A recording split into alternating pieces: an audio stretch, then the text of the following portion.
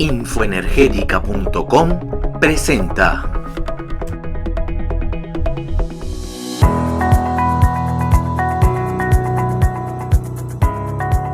Hola a todos, bienvenidos a una nueva charla en Infoenergética, hoy para conversar sobre la actualidad de la fotovoltaica en España, que estamos viviendo un nuevo boom, pero de la mano de Fidel Roig, presidente de Valfortec, y de Pablo Cuesta, CEO de nuestro colaborador corporativo Praxia Energy. Fidel, bienvenido a Infoenergética nuevamente. Muchas gracias, un placer como siempre. Y Pablo, bienvenido también, como siempre, a tu casa. Andrés, muchísimas gracias. Un placer, Fidel, como siempre. Vamos a analizar cuál es la situación actual del desarrollo de proyectos fotovoltaicos a gran escala y para ello, Fidel, cuéntanos qué estáis viendo actualmente en el mercado desde Valfortec.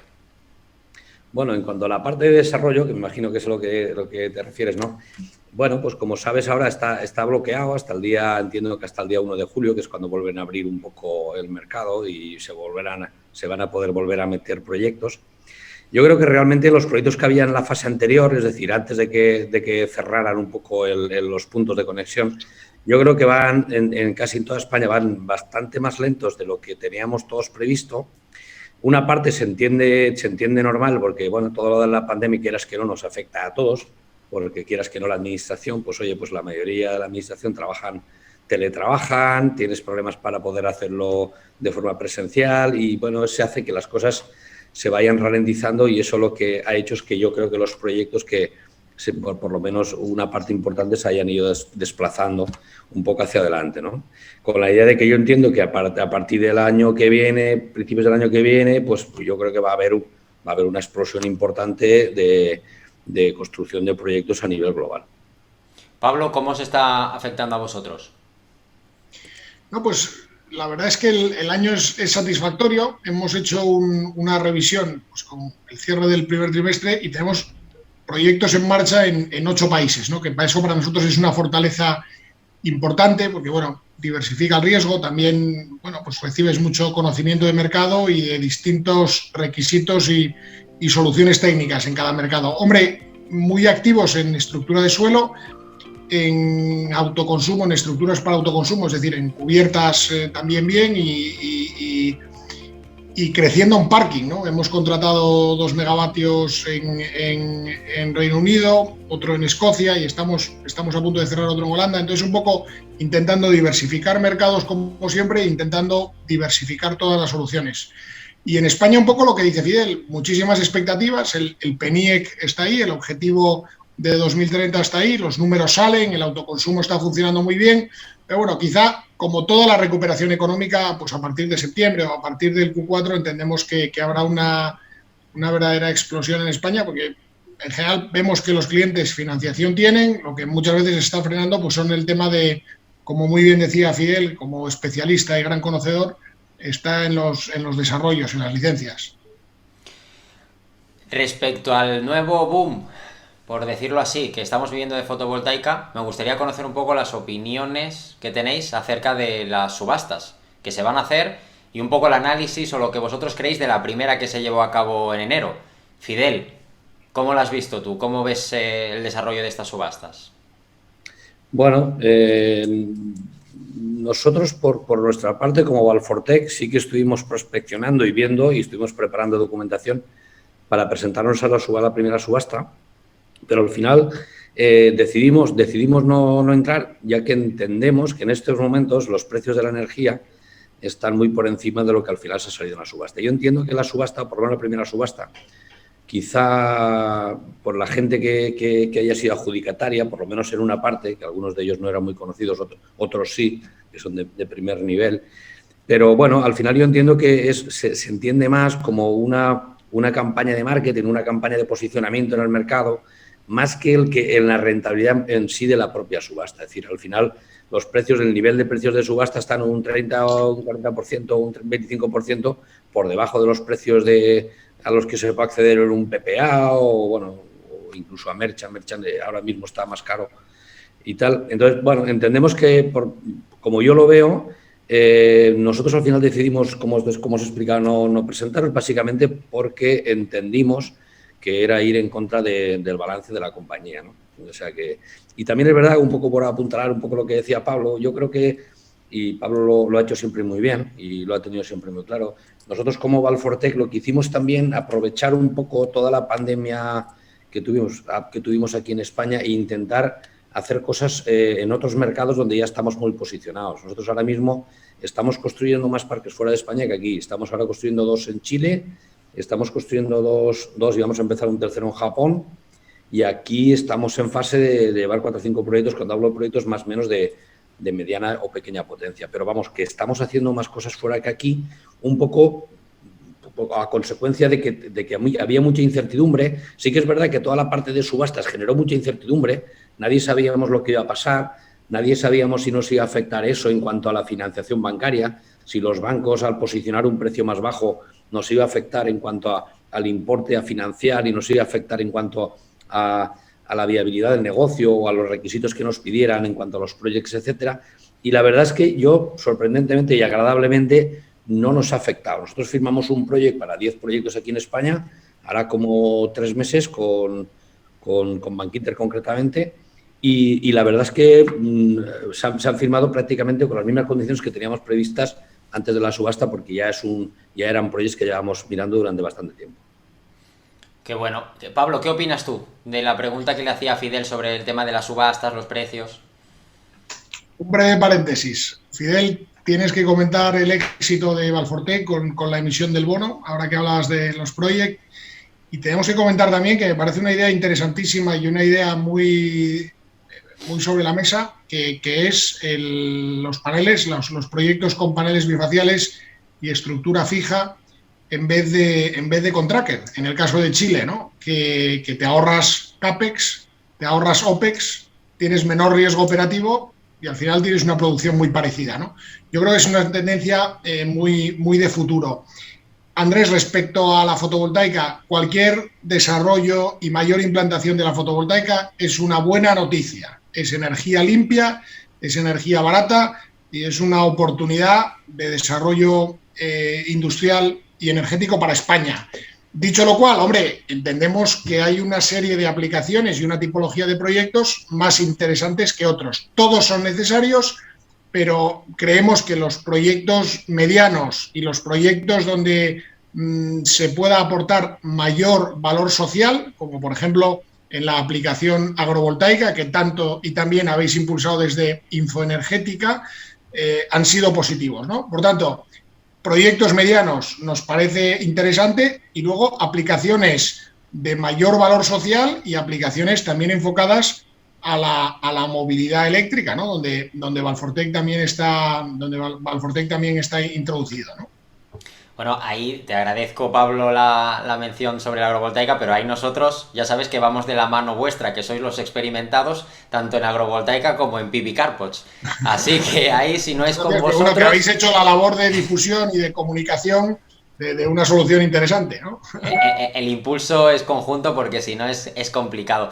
Entonces, Fidel, de lo que comentábamos de las subastas, ¿los precios son realistas bajo tu opinión o qué crees? Bueno, yo pienso que normalmente en la primera subasta siempre se tantea, la gente va ahí un poco a ver y tal, y en la segunda lo normal es que los precios fueran más agresivos. Eso en circunstancias normales.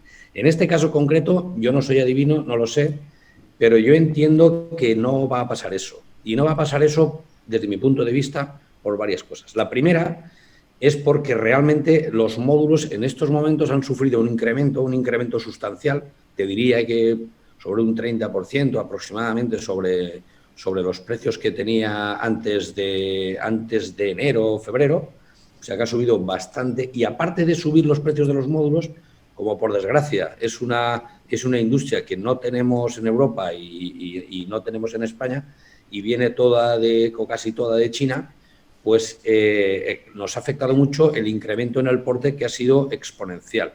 Yo hablaba con la gente con la que nosotros trabajamos de importación, los transportistas, las navieras, y hablaban de que estaban en precios antes de la pandemia de $1.600 por contenedor y ahora estaban hablando hasta de 7.000 o 8.000 dólares por contenedor. Eso casi multiplica por 3 o por 4 el coste. Si encima añades todo lo que pasó con el atasco del Canal de Suez, que parece que todo ha ido en contra, pues oye, pues ahí sí que se ha incrementado. También antes apuntábamos, y a la previa te decía, que desde mi punto de vista hay un cambio tecnológico que viene, que yo, como sabe bien Pablo, y porque lo hemos hablado muchas veces, nosotros somos más amigos de la estructura fija que la estructura la móvil, ¿no? El problema que teníamos hasta ahora es que, pues bueno, los fondos, los bancos, los compradores finalistas y la realidad también te decía, oye, pues que tú al meter sobre todo a un eje, lo que hacías es incrementar la radiación, y eso, si lo metes en una Excel, pues bueno, a corto plazo por lo menos tenía más producción y parecía mejor. Vale, ahora con la aparición de los bifaciales eso quizá vaya a cambiar, o desde mi punto de vista va a cambiar. Evidentemente un bifacial va a producir más en una instalación con seguidor que con una instalación fija. Pero ahí hay una cosa que hay que apuntar y es importante, y es que, como me imagino conoceréis, en la última normativa que tenemos en aplicación, lo que marca un poco el acceso, el punto de conexión que te da la compañía eléctrica es la potencia nominal del equipo, no es la potencia pico.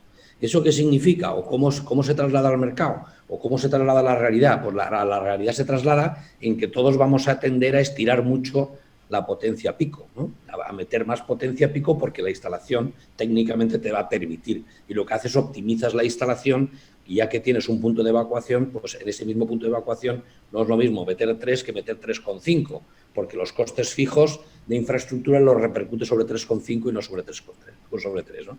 Entonces, ahí es muy importante, y desde mi punto de vista, el tema de los bifaciales sí que para mí es una revolución. Nosotros vamos a probar, como bien decía Pablo, teníamos previsto un parque en Chile, que lo teníamos previsto conseguido era un eje porque teníamos espacio físico.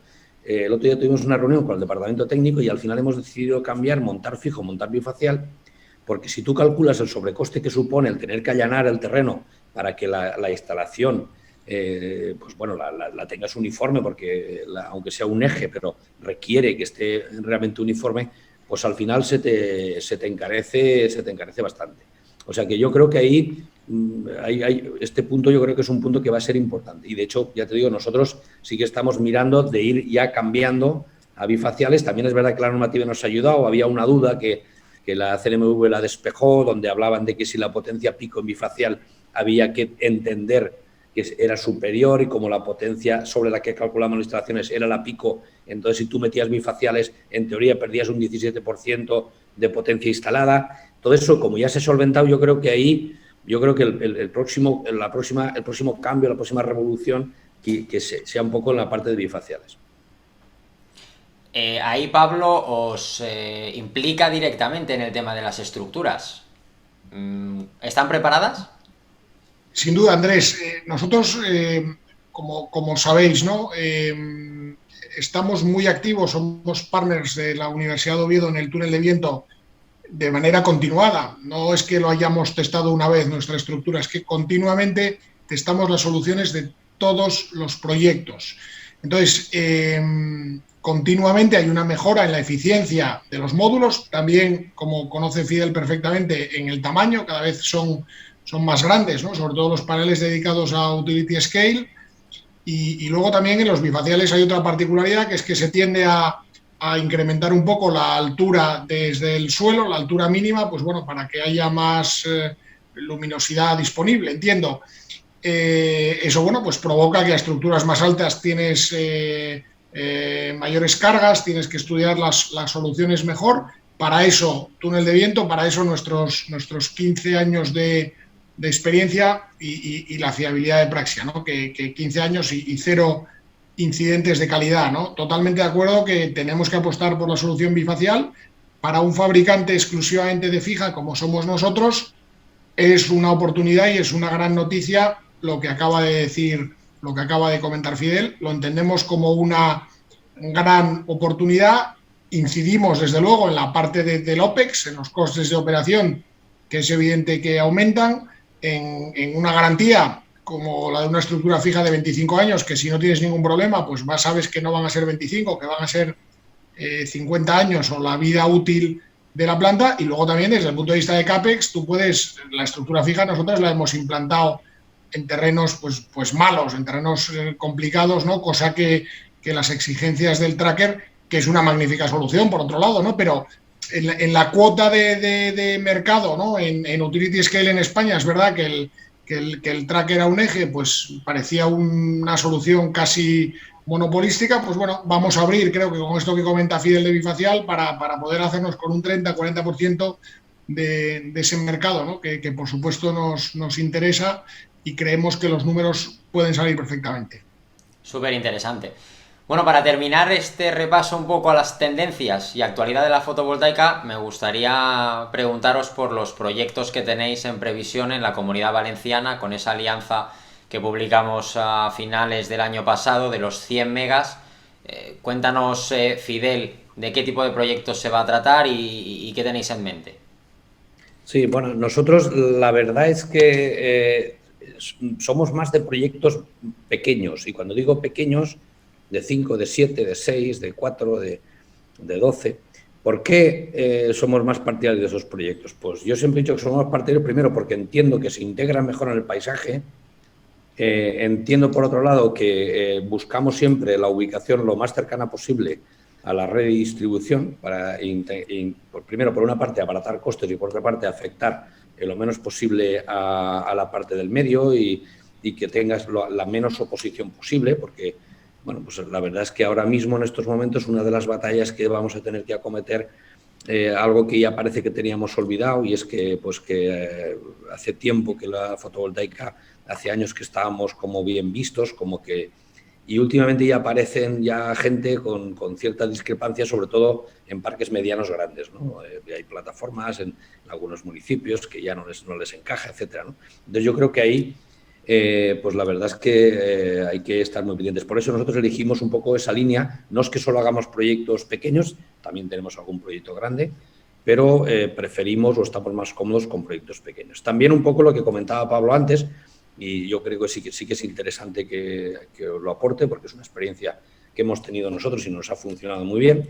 Es que nosotros hemos sacado 2 bonos, y la verdad es que entrar al mercado de capitales, captar capital fuera de lo que es el mercado del círculo bancario, y pues la verdad es que a mí me ha sorprendido agradablemente, primero, la aceptación que hemos tenido. Nosotros abrimos libros del segundo bono que lanzamos un lunes, y el miércoles por la mañana teníamos cerrado ya el 100% del cupo que sacamos. Es decir, nos quedamos cortos, incluso hubo gente que se quedó con ganas. O sea, en 2 días vendimos los 25 millones del bono, en día y medio, 2 días, ¿no? O sea, que sorprende un poco el hambre y las ganas y la credibilidad. Quizá también haya ayudado el que nosotros conseguimos grado de inversión en el bono. Era uno de los objetivos que teníamos, ya que en principio pensamos que somos siempre partidarios de hacer cosas lo mejor posible y trabajar y manejarse en la calidad. Entonces preferimos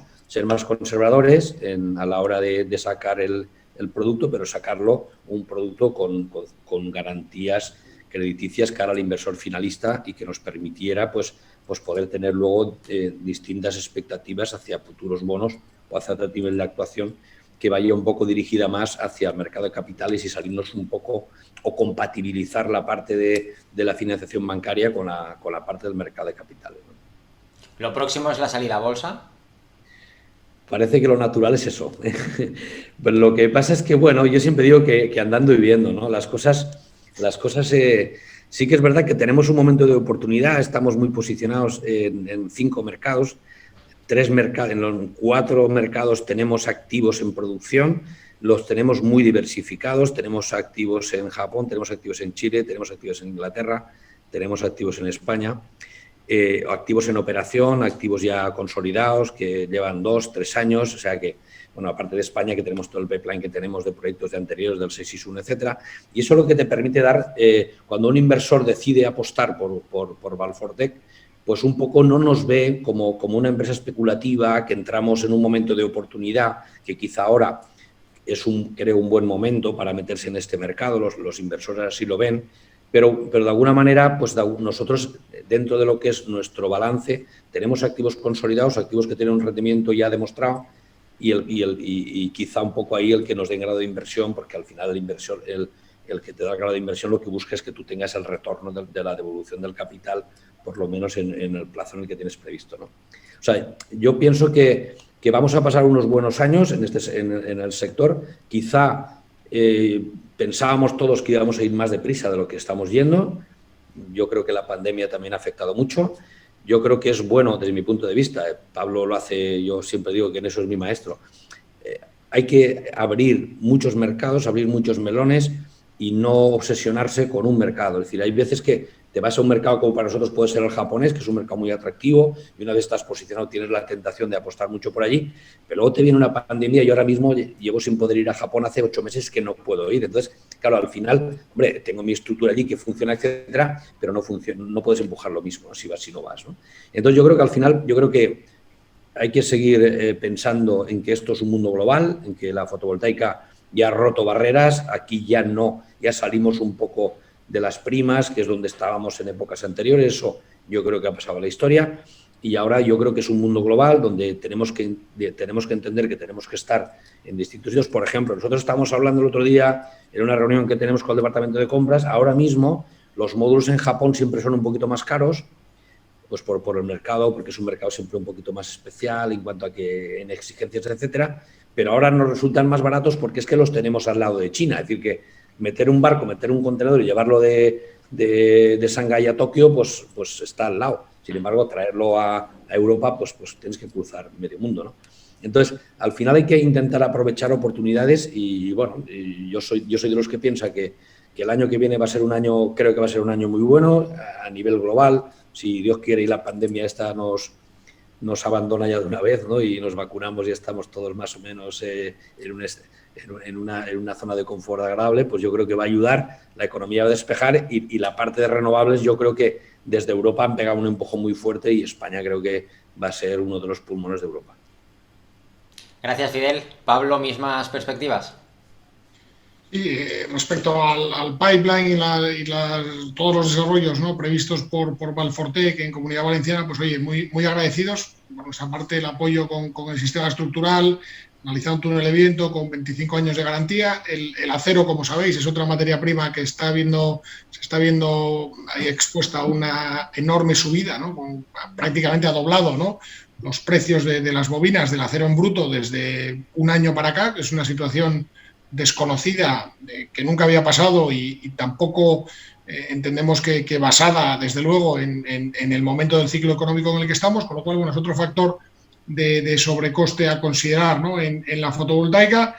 Pero en cualquier caso, como decía Fidel, con más rápido, más despacio, pero que estamos en el buen camino y que todo lo que sea fotovoltaica yo creo que es una buena noticia, porque es energía limpia, energía barata y energía con un impacto social positivo. Totalmente de acuerdo, y eso que solamente hemos estado conversando de proyectos a gran escala, pero si luego lo extrapolamos a todas las aplicaciones que hay, como antes comentabas, Pablo, agrovoltaica, la situación del autoconsumo, etcétera, pues ya nos podríamos ir a charlas de hasta 3 horas. Pero por ahora lo dejamos aquí con esa actualidad y esas tendencias que habéis explicado, así que Fidel, muchas gracias como siempre por participar con Infoenergética. Muy bien, a ti, muchísimas gracias como siempre, a tu disposición. Gracias, y Pablo, como siempre también, muchas gracias por tu tiempo. Andrés, muchísimas gracias a vosotros. Espero que os haya parecido interesante esta charla. Un saludo a todos.